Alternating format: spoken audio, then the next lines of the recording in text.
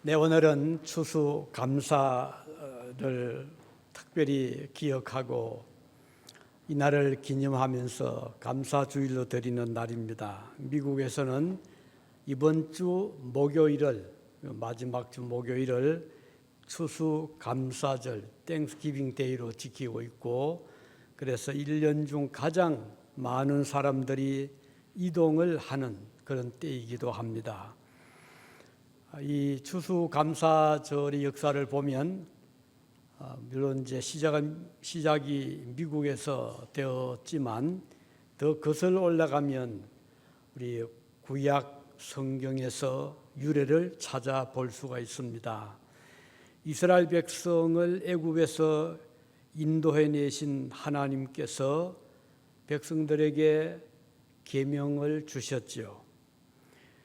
그리고 그 계명 가운데는 백성들이 지켜야 할 3대 절기를 말씀을 하셨습니다. 그것이 바로 유월절, 맥추감사절, 그리고 추수감사, 즉 수장절이라고 하는 이 추수감사절입니다.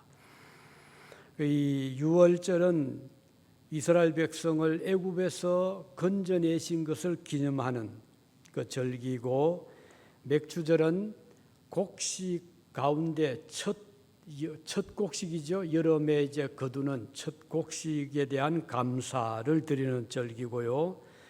이 수장절 또는 추수감사절은 한 해의 마지막에 가을 곡식을 거둔 후에 하나님께 드리는 절기라고 볼 수가 있습니다.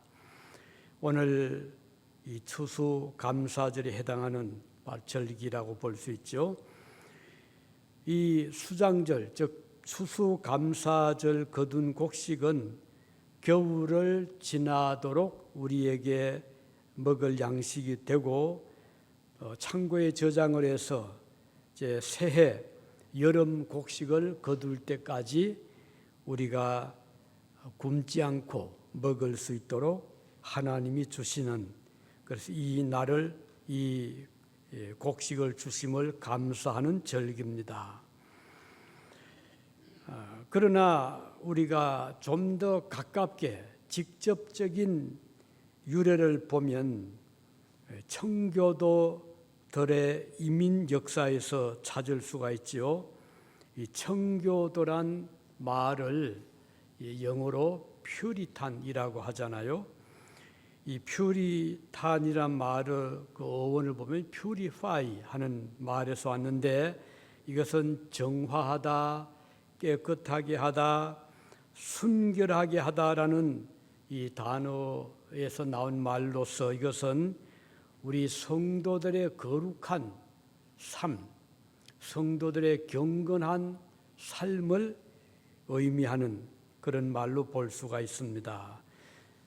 이것의 역사적인 배경을 우리가 이때가 되면 늘 듣는 말씀이죠. 다시 한번 간단하게 이 미국의 추수감사절의 유래에 대해서, 청교도들의 역사에 대해서 다시 한번 잠시 생각을 해보겠습니다. 거슬러 올라가서 15, 6세기 유럽의, 특히 영국의 역사를 보면 정치적으로 매우 불안정한 그런 때였습니다. 교회와 그리고 정부, 나라와 교회 간의 갈등의 골이 깊어졌던 때였지요. 그러다가 헨리 8세, 영국의 왕이었던 헨리 8세는 1534년에 자신을 영국의 왕인 동시에 교회의 머리다라고 하는 주장을 펼치게 됩니다.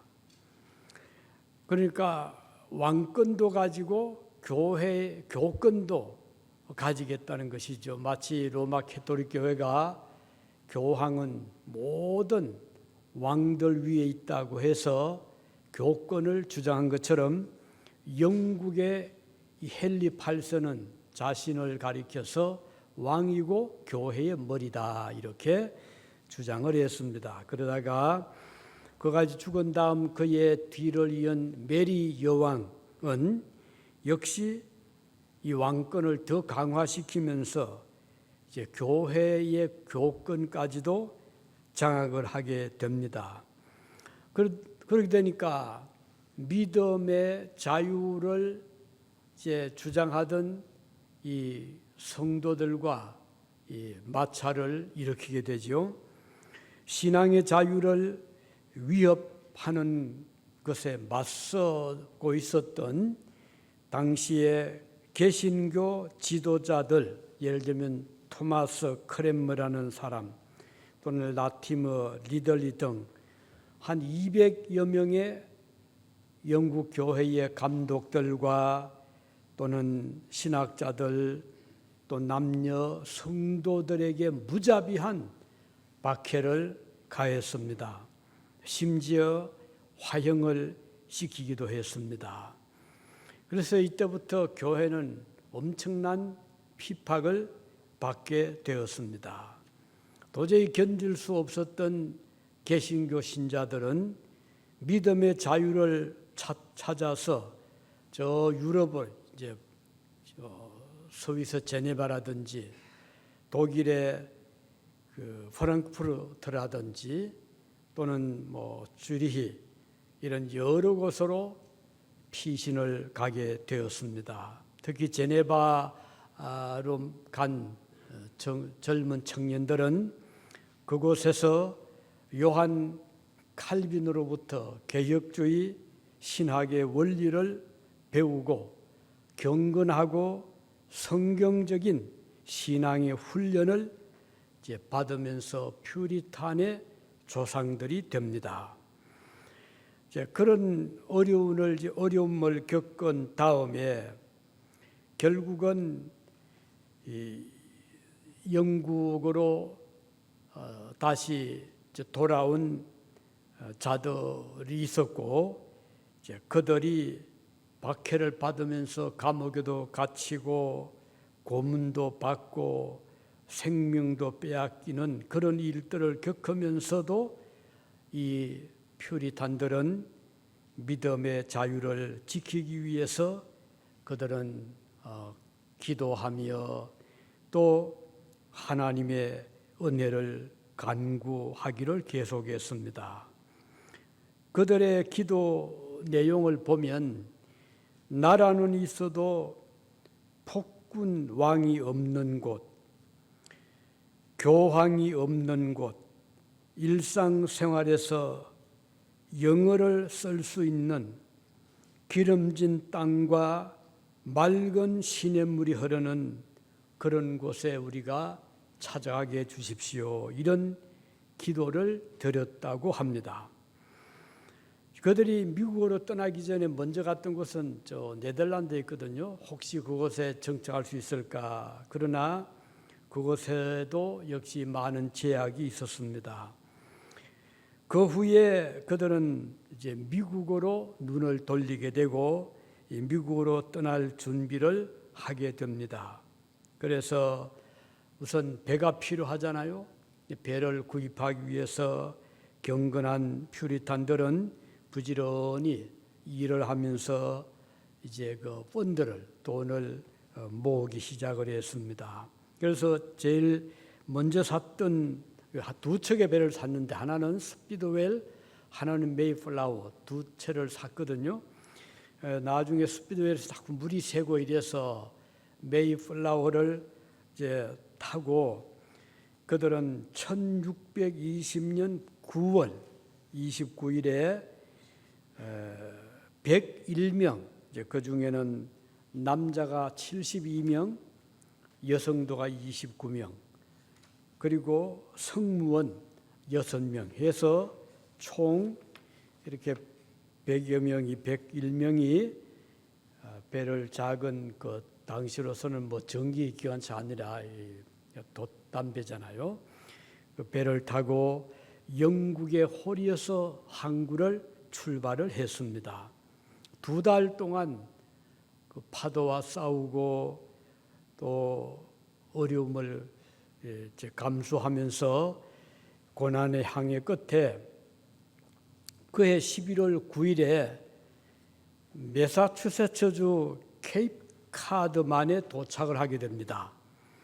그들은 굶주림과 추위 또 낯선 곳의 인디안들의 그 공포 등을 몸으로 맞이하면서 겨울을 보내게 되는데 또 얼마나 열악한 환경이잖아요. 그래서 풍토병도 오고 폐렴도 오고 이런저런 질병으로 고생을 많이 하면서 그 이듬해 그 봄까지 한 절반 정도 되는 50여 명이 세상을 떠나게 됩니다. 얼마나 힘들었겠습니까? 그렇지만 그들은 믿음의 자유를 지키기 위해서 떠난 만큼 조금도 흔들리지 않고 그곳에서 땅을 개간을 하고 옥수수 씨를 뿌리고 농사를 지으면서 정착을 계속하게 됩니다. 그러다가 이제 3월 달이 되었을 때 이제 봄이 왔죠. 그 지역에 있는 인디언들과 이제 만나기도 하고 그들과 상호 협력하자는 그런 좋은 서로 불가침, 서로 우리 공격하지 말자 해서 조약을 맺게 되었습니다. 친절한 인디언들부터는 씨앗을 옥수수 씨라든가 밀 등의 씨앗을 이제 얻고 농사를 짓는 방법을 배우면서 도움을 많이 받습니다. 그들은 넉넉하지 못한 곡식이었기 때문에 옥수수를 아끼면서 먹을 양식을 절약하면서 개척을 계속했습니다. 그래서 요즘도 이 옥수수 하루에 그 당시에 한 5통 정도를 이제 먹으면서 버텼다고 하죠. 그들이 이제 조금 이제 안정이 돼가면서 먼저 통나무를 베어서 예배당을 세우고 또 자녀들을 위해서 조그만 학교를 세우고 그리고 이제 거처할 집들을 마련을 하면서 차츰차츰 정착을 해 나가게 됩니다. 자, 그래서 그 당시에 이제 처음 개간한 땅이 20에이커, 우리 11가 땅이 10에이커인데 20에이커보다 한 배 정도 되는 20에이커에다가 옥수수를 심어서 그것을 이제 서로 이제 나누어 가져서 절약을 하면서 정착을 했습니다. 그러다가 이제 그 인디언 추장이었던 마사소이드라는 유명한 아주 훌륭한 추장을 만나서 우리 같이 이 가을이 되어서 우리 잔치를 합시다. 그래서 그 추장이 데리고 온 90여 명의 인디언들과 또 생존한 청교도들이 함께 만나서 칠면조를 잡고 또는 사슴을 잡고 이렇게 해서 5마리의 사슴 또 여러 마리의 칠면조 또 그리고 거둔 곡식들을 가지고 잔치를 배설을 하기도 했습니다. 청교도들은 인디언들과 함께 하나님 앞에 예배를 드리면서 감사했습니다. 이것이 미국의 청교도들의 감사의 시작입니다. 그들은 어려운 중에서도 많은 찬송을 불렀습니다. 기도하기를 쉬지 않았습니다. 미국 동부 겨울이 참 춥잖아요. 그 혹독한 추위를 그들이 경험하면서 또 질병에 시달리면서 또 식량의 부족함을 겪으면서도 그들은 하나님 앞에 감사하기를 쉬지 않았습니다. 102명이 출발을 했는데 한 절반 정도 50여 명이 목숨을 잃었으니까 얼마나 힘들었겠습니까? 이것이 바로 이 청교도들의 역사가 있는데, 우리 한국인들이 미국의 하와이에 이민을 온 역사를 보면 조금 공통점이 있더라고요. 한국에서 하와이에 처음 이민을 온 분들은 대개가 교인들이었어요. 왜냐하면 이제 한국에 나가 있던 선교사들이 미국의 이민자들을 좀 찾기도 했고 또 소개를 했지요. 그래서 인천에 가면 지금도 그 교회가 있습니다. 내리감리교회라고 있는데, 내리감리교회 청년들이 많이 지원을 했어요. 그래서 지원을 받아가지고 1903년 1월 13일 하와이에 첫 이민이 시작이 됐는데, 그때 인원을 보니까요, 그때 102명이었어요. 그러니까 이 영국에서 미국으로 온 101명, 102명, 또 한국에서 하와이 온 인원이 어떻게 그렇게 비슷한지 모르겠어요. 그들이 이제 하와이에 도착을 해서 이제 사탕수수를 재배도 하고 또 농사를 거들면서 어렵게 한국 이민이 시작이 된 것입니다. 그렇게 해서 이제 뒤에 그러니까 청년들이 왔는데 결혼도 할 수 없었잖아요. 이제 여러 해 동안 농사를 짓고 하면서 이제 가정을 가지기 위해서 그래서 사진 결혼이 그때 나온 겁니다. 사진을 이제 한국으로 보내서 이제 신부감을 구했잖아요. 그러니까 한국에서는 이제 사진을 보고 이게 선 보는 겁니다.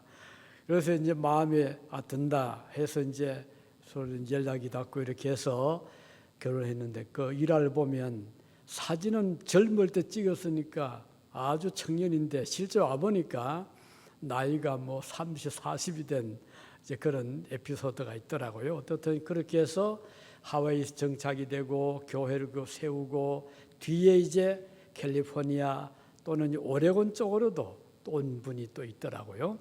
어떻든 이렇게 해서 이 한국의 미국 이민사도 어쩌면 어렵게 시작을 했고, 또 믿음의 식구들이 시작을 해서 와서 먼저 교회를 세우고 예배를 드리고 한 것을 보면 공통점이 있는 것을 볼 수가 있고, 그래서 지금 미국에 이민 온 여러 나라들 중에서 한국 교회가 활발한 것도 우연이 아니고 이민 초창기 때부터 기독교인들이 축축이 돼서 이민을 왔고, 그렇게 시작이 되어서 지금도 곳곳마다 한국인들이 사는 곳에는 교회가 세워지고 복음을 전하는 그런 모습을 볼 수가 있습니다. 이것이 이 청교도 추수감사절의 그 시작임을 볼 수가 있습니다. 자, 그러면 다음으로 살펴볼 것은 이 청교도들의 삶은 어떤 삶이었던가. 매우 성실한 삶이었습니다. 그리고 그들은 감사의 삶을 살았습니다.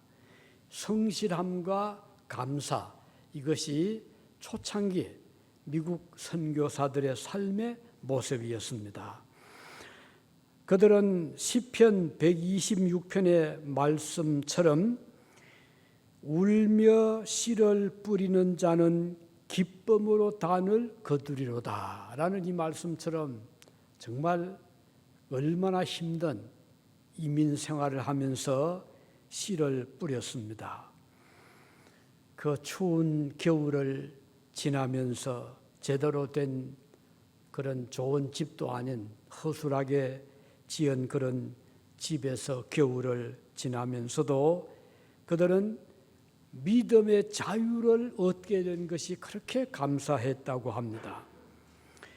그래서 하나님 앞에 감사 예배를 드리면서 얼마 되지 않는 그런 옥수수 몇 개를 두고도, 그리고 약간의 양식을 가지고도 하나님 앞에 감사를 드렸습니다. 그들은 이렇게 기도를 했다고 합니다. 우리는 대서양을 건너와서 여러 친구들을 잃었습니다. 그러나 하나님은 우리에게 기대했던 것보다 더 많은 것을 주셨습니다. 하나님 은혜에 감사하며 우리 하나님께 첫 열매를 드립니다 라고 하면서 그들은 감사의 예배를 드렸습니다. 또 그들은 잡아온 야생 칠면조 요리를 하고 감자, 옥수수 등으로 또 음식을 만들어서 서로 인디언들을 초청하고 나누어 먹으면서 교제를 가졌습니다. 그러니까 인디언들도 처음에는 굉장히 공격적으로 나오다가 그 따뜻한 청교도들의 그 모습을 보면서 마음을 열게 되고, 그래서 그들은 자기들이 잡아온 야생 그런 칠면조, 사슴 등을 가지고 와서 이것을 이제 요리를 해서 서로 나누어 먹으면서 교제를 나누고 서로 우리 공격하지 말자, 서로 싸우지 말자, 이렇게 그런 조약까지 맺게 되었습니다. 자, 이들은 제일 먼저 나무 가지를 잘라서 예배처를 만들어 하나님 앞에 주일마다 예배를 드렸고요. 또 자녀들의 장래를 위해서 학교를 또 짓고, 그리고 또 그들의 가정을 위해서 또 집을 지으면서 이렇게 성경을 가르치고 또 학문을 가르치면서 이제 기반을 닦아 나갔습니다. 미국에서는 그때부터 이제 공립학교에서 성경을 가르치기 시작을 한 것입니다. 그 뒤에 와서 성경 공부를 폐지를 시켰지요. 매우 안타까운 일이었는데, 이번에 이 트럼프는 공약 중에 하나가 학교에서 성경을 가르치게 하겠다, 그 공약을 했습니다. 그래서 성경으로 돌아가게 하겠다. 그래서 참 우리는 마음이 매우 설레는 그런, 또 지금 이 공립학교, 또 그동안은 성탄절이 때에도 마음대로 캐롤도 이 공공장소에서는 추리도 금지가 됐었고, 또 캐롤도 중단이 됐었는데, 앞으로 이제 성탄절이 되면 주님이 오심을 기뻐하는 그런 노래, 찬양, 찬송 등을 들을 수 있기를 바라는 것입니다. 청교도들은 감사를 드릴 때 특별히 그 7가지 감사 기도가 유명하잖아요.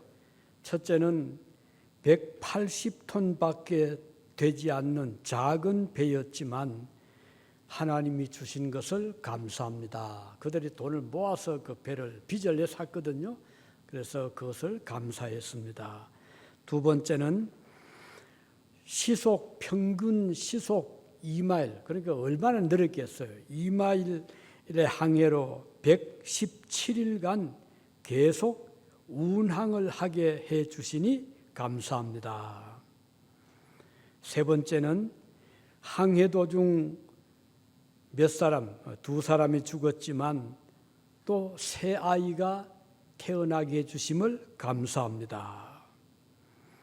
네 번째 감사 기도는 폭풍으로 돛이 부러졌으나 파손되지 않았음을 감사합니다. 다섯 번째, 항해 도중에 파도 속에 빠진 여인들을 무사히 구출해 주셔서 감사합니다. 여섯째, 인디언들의 방해로 상륙지를 찾지 못해 한 달을 방황을 했으나 호의적인 인디언을 만나 상륙지를 얻게 해주심을 감사합니다. 일곱 번째, 그 고통스러운 3개월 항해 중 다시 영국으로 돌아가자는 사람이 없었음을 감사합니다. 이렇게 그 하나하나 감사 내용을 보면 정말 감사할 만한 조건이 되지 못한 것처럼 보임에도 불구하고 이런 어려운 중에서 그들은 감사를 드렸습니다. 사실 오늘 우리들을 돌아본다고 하면 우리는 그래도 이분들의 이민을 온 과정보다는 오늘의 우리의 이민은 그래도 좀 낫지 않겠습니까?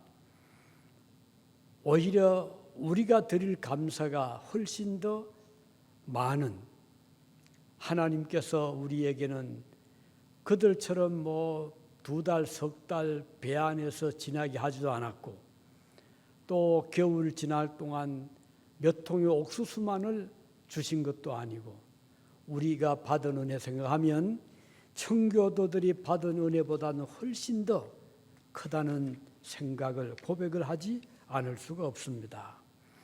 자, 이런 과정을 겪은 다음에 감사절이 공적으로 공포되게 됩니다. 그것이 바로 1623년, 그러니까 1620년에 연말에 도착을 했잖아요.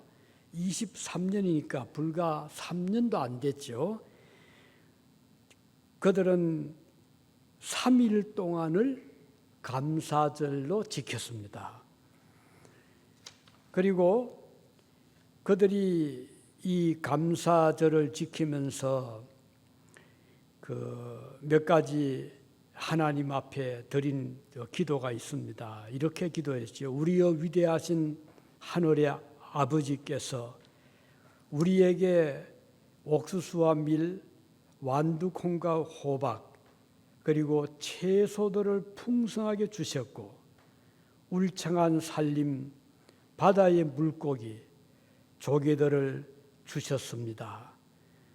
인디언들의 습격에도 우리를 보호해 주셨고 유행병과 질병으로부터 우리의 생명을 살려주셨고 우리의 양심의 자유를 따라 하나님을 예배하는 자유를 허락해 주셨습니다. 이런 감사의 기도를 드렸습니다. 그렇게 해서 1623년 11월 29일 오전 9시부터 12시까지 회관에 모여, 교회에 모여 목사님의 설교를 경청하며 이 모든 복을 내려주신 전능하신 하나님께 감사를 드립니다. 이런 감사를 선포했습니다. 그 후에 이제 한참 후지요. 워싱턴 초대 대통령은 1789년 10월 3일 이렇게 공포를 합니다. 전능하신 하나님의 섭리를 인정하고 그의 뜻에 순종하고 그의 축복에 감사하는 것, 그의 보호하심과 호의를 겸손히 간구하는 것은 우리들의 임무이다. 그러므로 나는 이들 미합중국 백성들은 오는 11월 26일 목요일을 추수감사절로 헌신하기를 추천하며 이에 서명을 합니다. 워싱턴 대통령은 이렇게 공적인 감사절 서명을 했습니다. 자, 이렇게 왕 대통령도 또 초창기 청교도들도 이 감사절을 잊지 않았습니다. 그 후 해마다 이제 11월 마지막 주 목요일을 미국의 감사절로 특히 링컨이 다시 이 감사절을 공포를 하죠.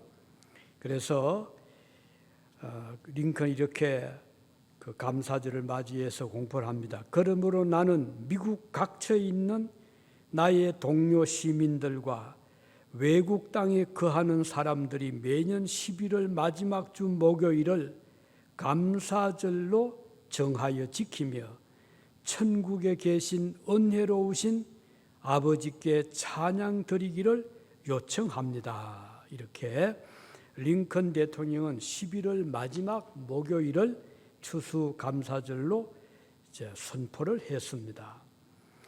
이런 것들을 보면 진정한 감사는 우리가 어려울 때 오히려 참된 감사를 드릴 수 있다는 생각을 하게 됩니다.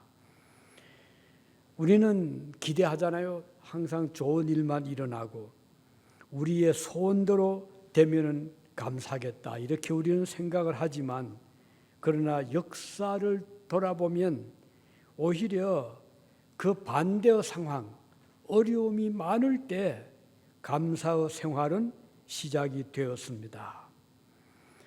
이스라엘 백성들이 애굽에서 나온 후에 아직 가나안 땅에 들어가기도 전이었잖아요.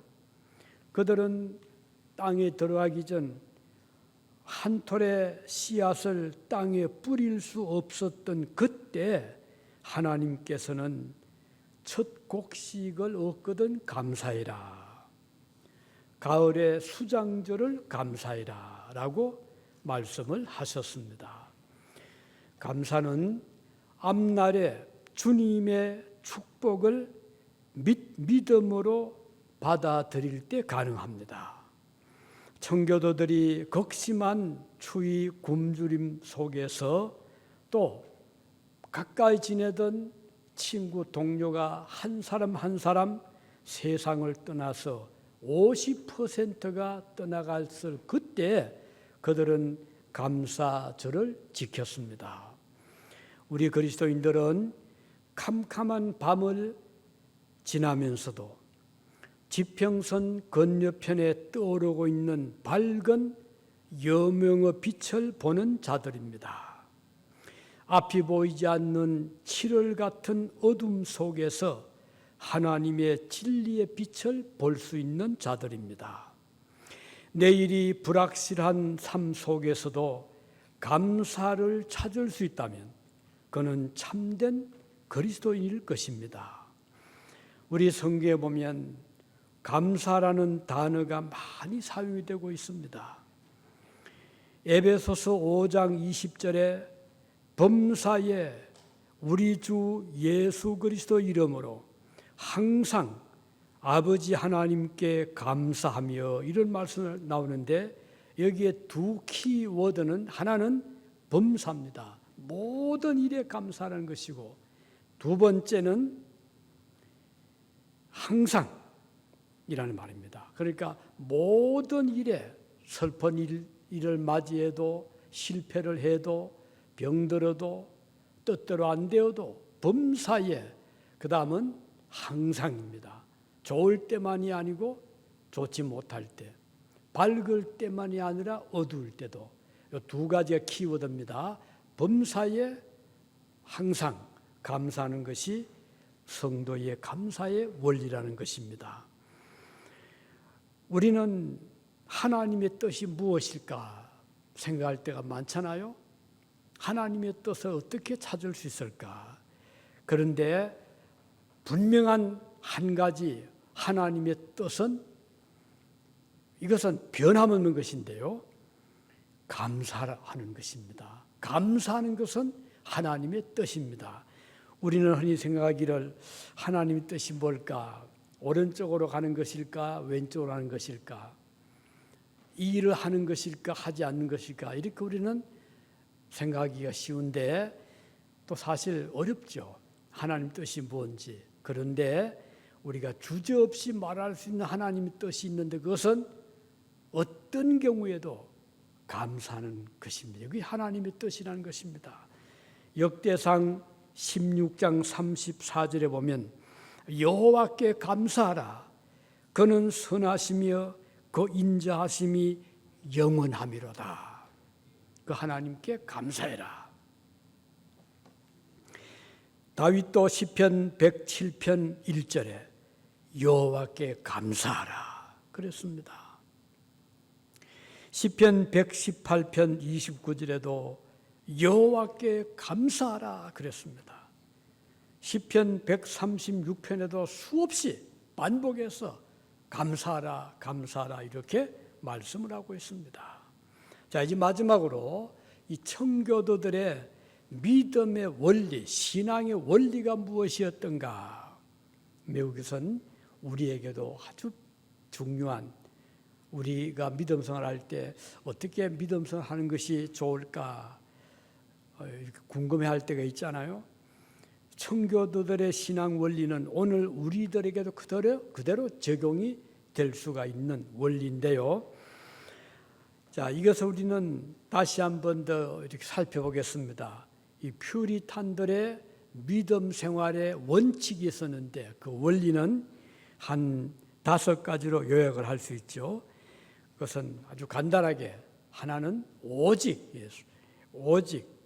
그 라틴 말로 솔라라고 써요. 솔라 스크립추라, only scripture, 오직 성경, 진리인가 아닌가 하는 유일한 권위는, 우리의 믿음의 기본적인 원리는 성경입니다. 그래서 많은 과학책도 있고 철학책도 있고 문학책도 있고 역사책도 있는데, 우리가 어느 책에서 어떤 기록에서 우리의 믿음을 잘 우리가 찾을 수 있는가? 이것은 바로 하나님의 말씀인 성경입니다. 그래서 우리는 성경을 항상 가까이 할 필요가 있습니다.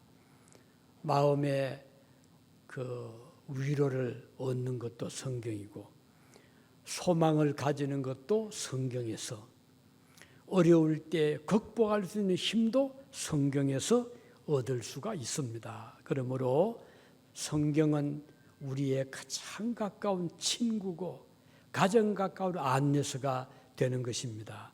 사실 오늘날까지 시대를 막론하고 끊임없는 베스트셀러가 있다고, 출판사에서 가장 많은 책을 모든 나라에서 찍어내는 것은 성경입니다.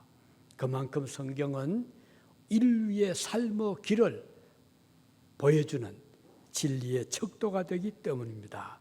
신앙생활의 원리 첫 번째는 오직 성경입니다. 두 번째는